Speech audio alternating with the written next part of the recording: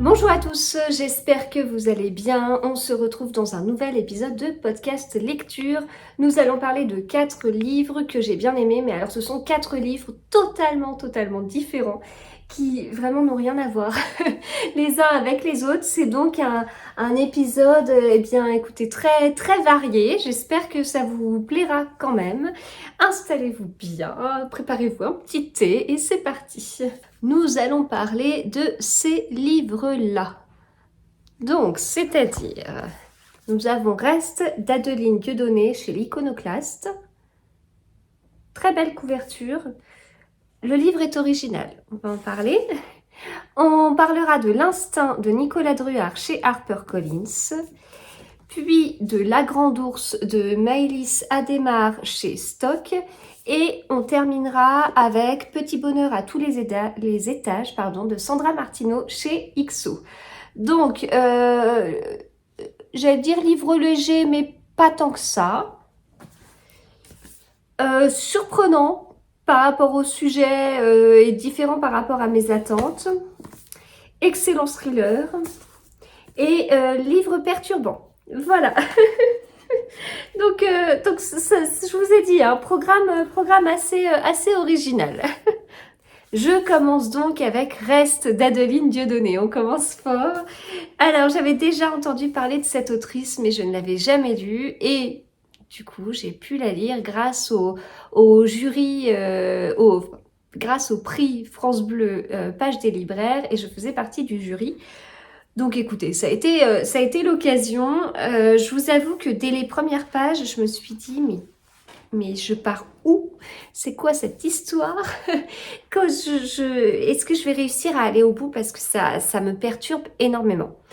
En fait, dans ce livre, accrochez-vous bien, on suit un personnage, une femme, qui écrit à la femme de son amant.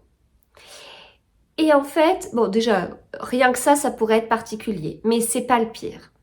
Parce qu'en fait, elle explique que son amant, donc le mari de la femme à qui elle écrit, est mort, mais elle ne veut pas se séparer du corps. Voilà. Voilà le livre. Donc, eh bien, écoutez, elle veut pas se séparer du corps, donc elle va le balader, elle va avoir une aventure, on va partir en voyage avec le personnage et son amant mort. Et donc, elle va le laver, elle va s'en occuper, voilà. Donc, voilà, très perturbant, comme je vous dis, alors très original, mais c'est déroutant et je suis totalement sortie de ma zone de confort. C'est pas du tout ce que j'apprécie. J'étais mal à l'aise dès les premières pages et tout ça. Voilà, j'étais pas bien avec ce livre. Et en même temps, eh ben, j'ai pas réussi à m'enlever de cette histoire. J'ai trouvé que c'était très addictif en fait. Une fois le livre commencé, eh ben on n'a qu'une seule envie, c'est de continuer pour voir ce qui se passe, pour voir déjà cette histoire de lettre à la maîtresse, à la femme de son amant, pardon. Comment ça va continuer, comment elle va annoncer à un moment donné, parce qu'on se dit elle va bien lui dire qu'il est mort. Il y a bien un moment donné où on va avoir peut-être une réaction de la femme qui voudra enterrer son mari, enfin voilà, ça fait poser plein de questions et tout ça. Bon, sur le dénouement peut-être, enfin le dénouement, je sais pas si on peut parler d'un dénouement, mais bon, une petite déception par rapport à quelque chose où ça a été un peu trop vite pour moi, où ça aurait pu... C'était tellement loufoque que je m'attendais à ce que ça le soit jusqu'au bout, mais c'était hyper original. C'est pas du tout un coup de cœur, mais en même temps, écoutez, il y a ce truc... ce côté addictif en fait, où c'était pas possible de m'arrêter tant que j'étais pas arrivée à la fin parce que malgré cette histoire folle et cette construction avec l'histoire des lettres tout aussi folle, je voulais aller au bout quoi. Donc je suis assez... c'était déroutant, mais je suis moi-même déroutée par ma réaction lors de cette lecture parce qu'en temps normal, je me serais dit, mais Ouais, je sais pas, j'y vais, mais je sais que c'est le genre de livre que je peux vraiment abandonner. C'est pas mon truc et tout ça. Et au final, écoutez, je l'ai lu très vite en fait. Je l'ai lu très vite. Et il fallait que j'arrive au bout de cette histoire. Enfin, parce que l'autrice a réussi en fait à m'emmener dans son livre et à faire en sorte que je reste accrochée. Et pourtant, je suis pas une lectrice. Enfin, vous voyez ce que je lis. J'ai appris ces derniers temps que j'étais plutôt une lectrice populaire et donc pas assez littéraire certainement. J'utilise des mots certainement beaucoup trop simples pour exprimer mon avis. Je suis voilà certainement trop populaire et je ne fais pas assez partie d'une certaine élite littéraire. Voilà, je suis malheureusement comme tout le monde, donc c'est peut-être le style de livre qui ne me convient pas parce que justement il me faut des choses accessibles, des contenus intéressants et pas forcément, je m'intéresse pas forcément qu'au contenant, mais écoutez, ça l'a fait et c'est déroutant et en fait je vous le conseille parce que parce que c'est une expérience originale quoi, voilà. Donc reste chez l'Iconoclaste. J'ai bien aimé le format alors rectangulaire mais un peu plus carré que ce que j'ai l'habitude de lire et voilà comment c'était à l'intérieur. Donc c'est voilà, les pages sont pas remplies comme je vous dis, ça se lit très vite, il fait même pas 300 pages ce livre. Donc j'ai aimé l'histoire aussi perturbante qu'elle puisse être et j'ai aimé ce format original. Voilà, donc ça c'était Reste d'Adeline Dieudonné. Je continue avec un coup de cœur, mais un sacré coup de cœur. L'Instinct de Nicolas Druard qui est sorti début mai chez HarperCollins. Alors j'ai eu la chance de le recevoir avant la sortie et j'en suis ravie. Nicolas Druard, c'est un auteur que j'ai découvert à Saint-Maur-en-Poche l'année dernière, quand Saint-Maur-en-Poche est revenu avant de repartir, mais ils vont faire une édition un peu plus petite, mais bon bref. Et donc j'ai découvert cet auteur à ce moment-là. Et j'ai lu... Alors, c'est le 5e livre de l'auteur. Il a écrit Nuit blanche, puis Jeu de dames, puis L'Enclave, puis Cinabre. Et alors, de mon côté, j'ai donc découvert Nuit blanche suite à Saint-Maur-en-Poche. Puis, j'ai lu Jeu de dames. Alors, Nuit blanche, je l'ai lu à la période d'Halloween. Parfait. Vraiment parfait. J'ai été scotchée par ce livre assez épais mais qui était très très addictif, par cette ambiance que l'auteur a réussi à mettre. Et voilà, ça m'a vraiment tenu en haleine. C'est un livre qui se passe sur une nuit, comme son titre l'indique. Et voilà, j'ai vraiment beaucoup aimé. Jeu de dames, à nouveau une ambiance pesante et je l'ai préféré à Nuit blanche. L'Enclave et Cinabre, je les ai dans ma palle mais je ne les ai pas encore lus.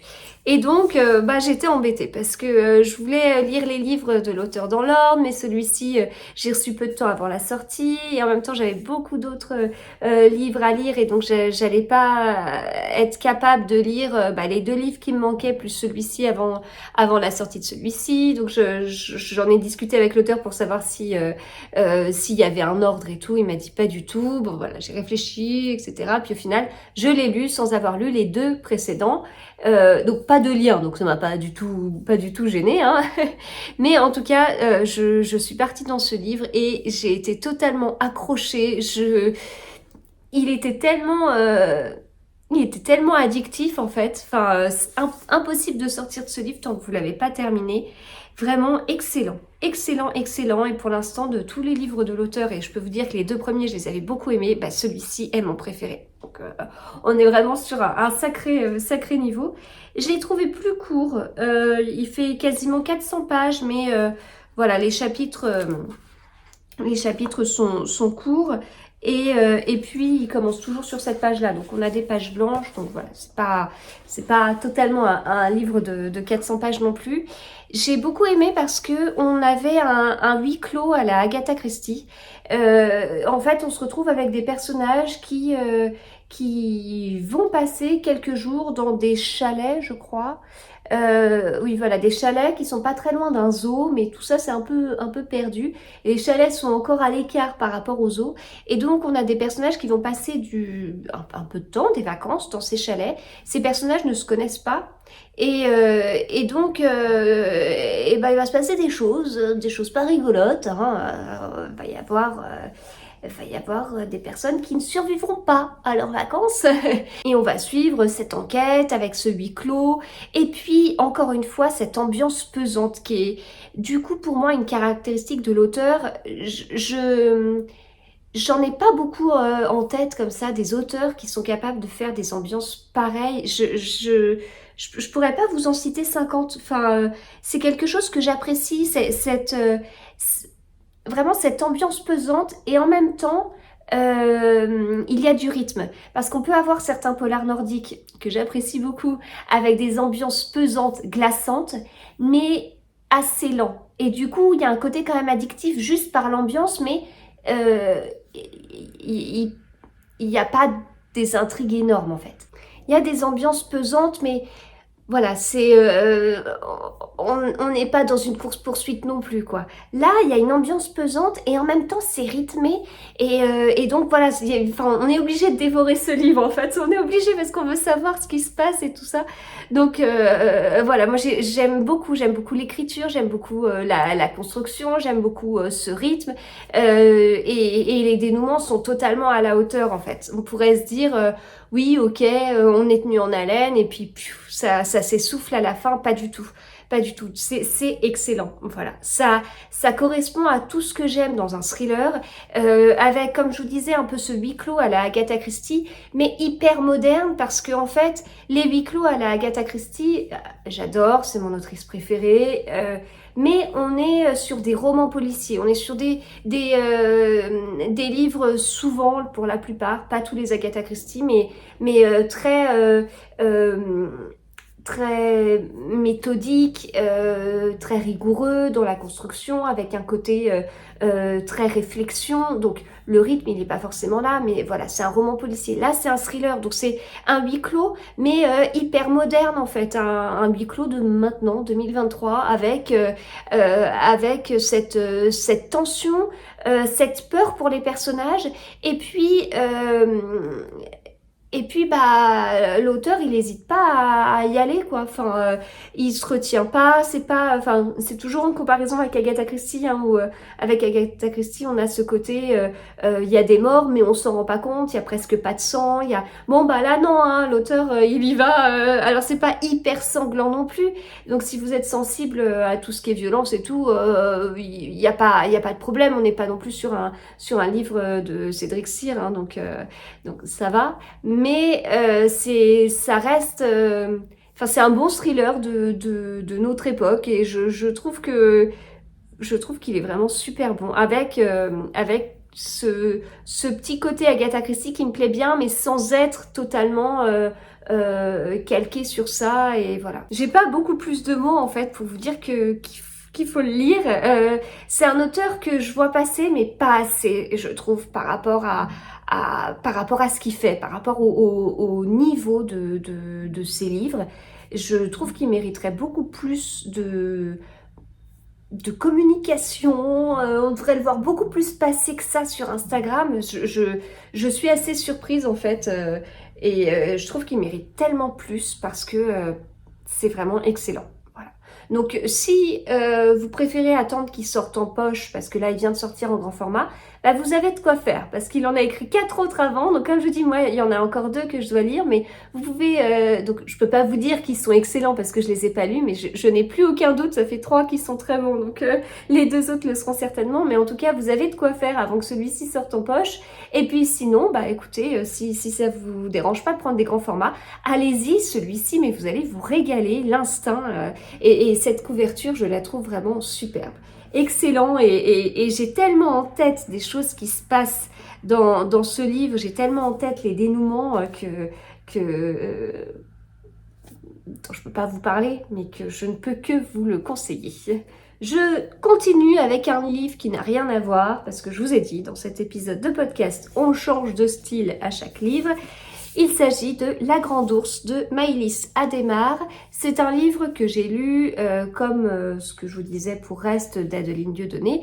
C'est un livre que j'ai lu parce que je fais partie du jury du prix France Bleu, Page des libraires. Et donc, ce livre, écoutez, de toute façon, la sélection, c'était que des livres que je ne connaissais pas, que je n'avais absolument pas vu passer sur les comptes Instagram que je suis. Donc, ça a été une découverte. Encore une fois, je suis sortie de ma zone de confort et c'est un livre que j'ai beaucoup aimé en plus. Donc, ce livre, La Grande Ourse, il a une couverture qui est magnifique. Vraiment, j'ai adoré cette couverture. Je la trouve extra. Mais du coup, entre le titre et la couverture, je me suis fait une idée. Avant la lecture du livre, je suis partie en me disant, bon, ça va encore être un livre qui va parler des ours, de la défense des ours, de ceci et de cela. Et ça fait beaucoup de livres que je lis comme ça. Alors, non pas que ça fasse partie de ma zone de confort, pas du tout, mais il y a des livres, notamment dans la sélection pour le prix Audiolib, qui abordent ce sujet. Enfin, j'en ai deux en tête sur la défense d'animaux sauvages ou sur le côté... voilà. Et donc, encore une fois, c'était des livres qui m'ont fait sortir de ma zone de confort. Ce n'est absolument pas des sujets que j'ai l'habitude de lire. Donc voilà, ça m'a permis de sortir de ma zone de confort. Mais si vous voulez, à chaque fois, si je sors de ma zone de confort pour parler d'un livre qui va défendre des animaux sauvages, etc., bon, voilà. Hein. Le sujet doit être un petit peu à la mode parmi tous les livres que je ne lis pas. Donc voilà, j'y suis allée en me disant, j'adore la couverture, le titre est très beau. J'avais ouvert, vous aviez peut-être vu dans une de mes vidéos book haul, mais j'avais juste ouvert le livre et puis j'avais vu que l'autrice était née en 1985. C'était un argument de plus pour que j'aille vers cette lecture et que je sois accrochée, enfin voilà. Donc j'y suis allée avec des attentes et avec des craintes et ça m'a complètement alors déroutée entre guillemets, enfin j'ai été surprise parce que ça n'allait pas du tout avec mes attentes. Je n'ai pas lu la 4e de couverture, c'est un livre que je devais lire dans le cadre d'un prix, que la couverture elle parle d'un sujet A, d'un sujet B ou d'un sujet C, je m'en fiche, je dois lire le livre. Donc je voulais pas en savoir davantage. Malgré tout, avec la couverture, le titre, j'ai eu quelques attentes et au final, je me suis complètement plantée par rapport à mes attentes et c'est tant mieux. On suit Zita qui a un parcours particulier. En fait, elle a sa famille qui travaille en tant que berger dans les Pyrénées. Elle aurait pu suivre la même chose, mais en fait, elle est devenue ingénieure en agronomie, ce qui l'a fait voyager. Puis en fait, au final, elle revient dans la bergerie de sa famille. Et puis, voilà, c'est une jeune femme, elle va faire la rencontre d'un homme qui s'appelle Pierrick et ils vont vivre ensemble, etc. Pierrick a une famille particulière, il a il a été marié, ou je sais plus s'il a été marié, mais en tout cas, il a vécu avec une femme et il a eu une fille avec cette femme-là. Et donc Zita arrive dans cette configuration familiale avec une ex-compagne qu'on n'aimerait pas croiser, qu'on n'aimerait pas côtoyer en fait. C'est le genre de personne qu'on n'aimerait pas avoir dans son entourage ou alors dans sa poche. Parce que quand on l'a pas dans sa poche, elle est terrible. Et puis bien manipulatrice et donc elle arrive à embarquer sa fille dans ce truc-là. Il y a des choses vraiment qui mettent extrêmement en colère, je trouve, dans ce livre. Et Zita, elle a des convictions très fortes. Alors c'est pas des croyances comme ça, mais c'est que elle est convaincue de certaines choses par son expérience, par ce qu'elle a observé, par ce qui s'est passé, notamment dans sa bergerie. Et ses convictions sont autour, justement, des ours, de la protection des ours et tout ça. Pierrick, lui, il est citadin, les convictions de Zita le touchent peu et en fait, il a un avis contraire, mais un peu conditionné, un peu, comment dire, cet avis contraire, il l'a pas eu par expérience, il l'a un peu par mode quelque part. Enfin, bon, c'est pas aussi construit, on va dire. Mais j'ai bien aimé le fait que, eh bien, Zita se retrouvait dans une relation. Alors compliquée par cette fameuse configuration familiale et par ces fameux personnages qui sont pas hyper sympathiques et pas trop de bienveillance hein, de leur côté. Et donc d'un côté elle a cette difficulté là et puis d'un autre côté eh bien il y a ces choses, j'allais dire ses croyances, mais c'est plus que ça, mais vraiment ce dont elle est convaincue, ce dont elle est persuadée, et bien tout ça est remis en cause par son compagnon qui lui-même est assez manipulable en plus. Donc j'ai bien aimé ça parce que il y a toujours soit les opposés s'attirent, soit qui se ressemblent s'assemblent, et donc est-ce qu'il vaut mieux partager sa vie avec quelqu'un qui pense exactement comme nous, que ce soit sur des sujets qu'on considère comme importants, que ce soit en politique, etc. Donc parce que ça peut simplifier les choses dans le quotidien d'avoir quelqu'un qui pense comme nous en fait, ou est-ce que c'est mieux, enfin, je sais pas si on peut dire c'est mieux, mais ça va dépendre de chacun, mais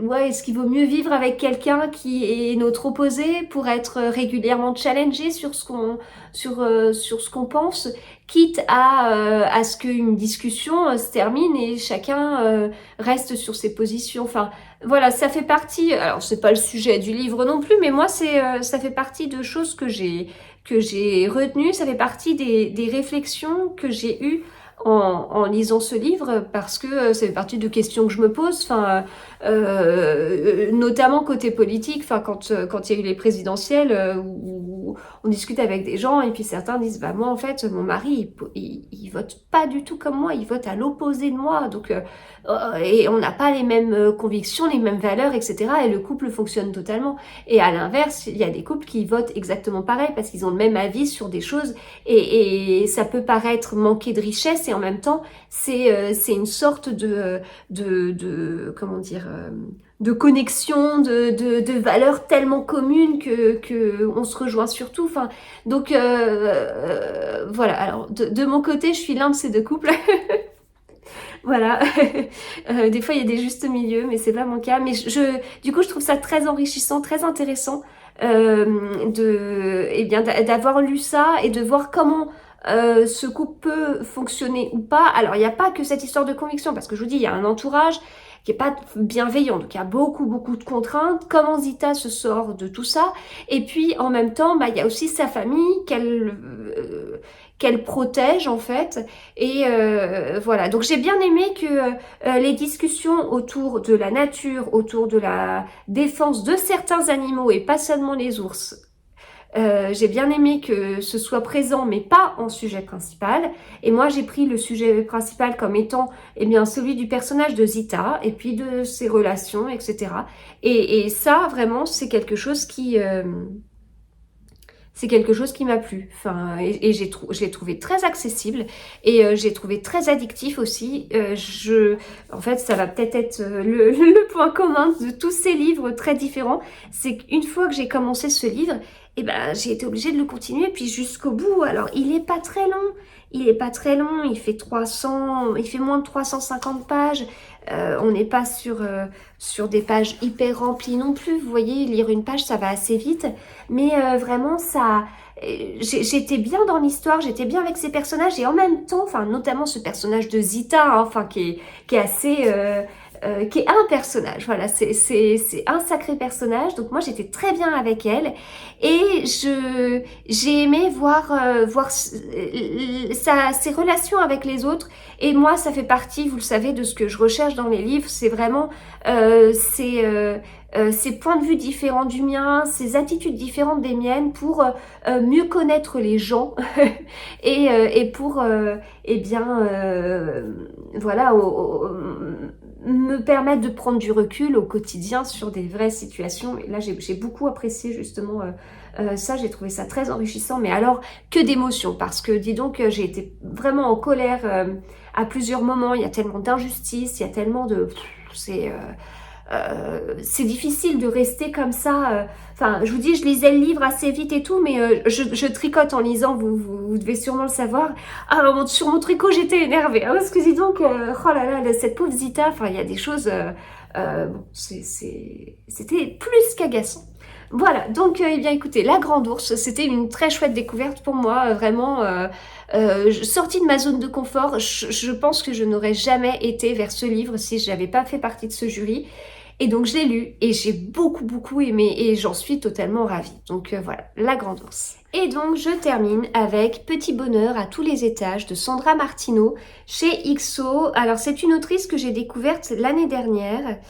Il n'y a pas une photo de son livre précédent. Alors, je vais aller vous le chercher. Alors ça, c'était le livre sorti l'année dernière. Je l'avais demandé en service presse à XO, ou alors il me l'avait proposé, je sais plus. Enfin bref, je l'avais eu en service presse. La 4e de couverture m'avait bien intéressée et tout. Je l'avais lu en me disant... bon, ça a l'air assez léger et tout, donc très bien, je vais découvrir ça, on va voir. Et en fait, c'était pas aussi léger que ce à quoi je m'attendais. Il y avait beaucoup d'humour, j'avais bien accroché avec l'écriture, j'avais trouvé... alors il y avait beaucoup d'humour, mais les sujets étaient aussi importants. Enfin, j'avais été assez bluffée en fait. Je m'attendais pas du tout à ça. J'avais trouvé vraiment très bon. Et donc là cette année, quand j'ai vu dans le formulaire XO le nouveau livre de Sandra Martineau, bah, je me suis jetée dessus. Voilà, c'est le nouveau livre de Sandra Martineau. Je ne me pose plus de questions. Je veux le lire.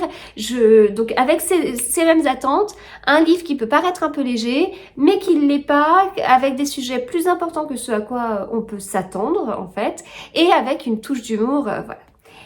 J'ai rien lu de la 4e parce que voilà, c'est bon. Avec un livre, Sandra Martineau m'a prouvé que c'est bon. J'aimerais quoi qu'il en soit. Donc voilà, je n'ai rien lu. Je pense que plus ça va et moins je lis les 4e de couverture. Hein. Je vais me contenter du titre, de la couverture pour me faire une vague idée. Alors bien évidemment, c'est une idée très vague, ça suffit parfois à me donner certaines attentes, hein, et donc je me trompe parce que comment on peut se faire une idée juste avec la couverture et juste avec le titre, mais bon, écoutez, c'est pas grave, j'ai pas envie d'en savoir davantage, j'ai envie d'être justement surprise par mes lectures et j'aime bien, j'aime bien être surprise. Donc, dans ce livre-là, eh bien, on va parler de plusieurs sujets. Et notamment, un gros côté, les apparences sont trompeuses, méfiez-vous de vos a priori, méfiez-vous des idées reçues, et donc on va prendre tout ça, tous les clichés, et hop, on va tout balayer, et on va nous prouver qu'on peut se planter. On va suivre Johanna. Johanna, elle est maman de 3 enfants. Vous allez la découvrir dans le premier chapitre. Ce premier chapitre est génial. Vraiment, pour moi, le premier chapitre est extrêmement important. J'ai même envie de dire les 2-3 premières pages sont extrêmement importantes. J'ai l'abandon facile. Avant, je n'abandonnais pas un livre, je m'accrochais quoi qu'il en soit. Maintenant, j'ai trop de livres à lire. Et puis ma vie, voilà, j'aurais pas assez de toute ma vie pour lire tout ce que j'aimerais. Donc, si un livre commence un petit peu à m'ennuyer, j'ai autre chose à faire que de m'ennuyer en lisant. Hein, on a tous des contraintes dans notre vie. La lecture, c'est pas une contrainte. Donc, j'ai de plus en plus, plus je lis et plus j'ai l'abandon facile, ce qui peut être assez curieux en fait. Et donc, je vais pas dire que je peux abandonner un livre au bout de 2 pages, c'est pas vrai. Mais j'enchaîne tellement les lectures que j'ai besoin d'avoir des 2-3 premières pages d'un livre qui accrochent en fait. Et c'est là où je me dis, ah la vache, l'auteur est doué. enfin, vous voyez, j'enchaîne des lectures qui n'ont rien à voir, etc. Je quitte des personnages qui viennent d'être massacrés dans un livre, et ensuite je vais partir sur un livre où on va parler de la nature, on va parler de la défense d'animaux, avec une forte personnalité, avec des familles recomposées. Je vais lâcher ce livre, je vais partir dans un livre où quelqu'un transporte son amant mort dans un véhicule, et qui écrit à la femme de son amant. Enfin voilà, je pars dans des choses comme ça à chaque fois à l'opposé, mais moi je ferme un livre, je mets dans Babelio que j'ai fini le livre, je peux me lever, me refaire un thé, etc. Et je me pose, je lis le livre suivant. Donc parfois il y a même pas 10 minutes entre la fin d'un livre et le livre suivant. J'ai des moments de lecture. Si je finis un livre alors qu'il me reste 2 heures de lecture, je vais pas me dire ah bah non, ces 2 heures de lecture je les utilise pas, j'attends demain. Non, comme tout le monde, mon temps est compté, il est millimétré. Enfin, je veux dire, si à un moment donné j'ai un temps de lecture, je vais pas partir sur des principes que non, je ne lis pas un livre dans la foulée de l'autre. Si, c'est le moment où je lis, bah j'ai fini le livre, bah, je fais le suivant. Tout comme en tricot, j'ai fini un tricot, bah je l'ai terminé, ok, bah je commence le suivant. Ah voilà. Donc tout ça pour dire que pour moi, les premières pages d'un livre sont très importantes parce que vu comment je lis, j'ai besoin d'avoir des premières pages qui, hop, tout de suite vont m'accrocher dans l'histoire, vont m'aider à décrocher de l'autre, me montrer que cette histoire est totalement différente et m'aider à couper et à me projeter dans quelque chose. Le premier chapitre de ce livre est excellent. Vraiment, il est excellent. On fait la connaissance de Johanna. Bon, écoutez, elle va plutôt bien, elle est dans un golf. Bon, on sent qu'elle est entourée de femmes qui sont pas totalement comme elle. Elle est dans un milieu qui est quand même pas totalement le sien, mais bon, écoutez, elle y est. Voilà, c'est une histoire racontée à la première personne. Et donc voilà, on continue et à la fin du premier chapitre, pah le monde en fait de Johanna s'écroule. Ce monde qui n'est pas le sien, eh bien redeviendra pas le sien. et donc c'est un premier chapitre très fort. Et ensuite, voilà, on a Johanna dans son golf avec sa femme de ménage qui lui fait la cuisine, qui fait machin et tout. Et ben toute cette petite vie dorée s'effondre. Et du coup, pour certaines raisons que je vous laisserai découvrir, ou si vous voulez lire, c'est indiqué dans la 4e de couverture. Et bien du coup, Johanna se retrouve sans argent avec ses 3 enfants. Et elle se retrouve au seul endroit où elle peut vivre, et c'est un logement dans les cités, un petit appartement, alors vraiment tout petit, trop petit pour une famille de 4, mais écoutez, elle n'a pas le choix. Et donc elle va arriver dans ce quartier avec tous les préjugés qu'on peut avoir. Alors, pourtant, elle vient pas d'un milieu aisé à la base, vraiment pas. Elle a vécu des moments difficiles, mais derrière, elle a quand même des préjugés sur le milieu dans lequel elle arrive. Et en fait, j'ai beaucoup aimé parce que l'autrice, elle y va franco. Donc, elle a son personnage qui se pose des questions sur... elle arrive dans cette cité, elle se dit, attends, lui, il a de l'argent, il trafique quoi ? Bah, c'est pas... Enfin, quand elle dit trafic quoi, on sait ce qu'elle a derrière en tête. Et c'est mis de façon explicite, en fait, dans le livre. Elle se dit, ah oui, d'accord, cette personne... En fait, elle a des préjugés qu'on peut avoir, en fait. Et derrière... elle le dit sans tabou. Enfin, je trouve ça très bien parce que c'est des sujets sensibles, c'est des sujets délicats. On parle de cité, on parle d'HLM, on parle, voilà, alors certes, tout n'est pas rose hein, dans ce qu'elle décrit. Et donc, ce qui est certainement une réalité aussi, mais j'ai beaucoup aimé le fait que l'autrice n'y aille pas par 4 chemins et que voilà, elle dit tout haut ce que beaucoup pensent tout bas, et derrière, eh bien, elle nous prouve que on peut totalement se tromper et on va avoir ces jugements faciles, alors qu'en fait, c'est pas le cas.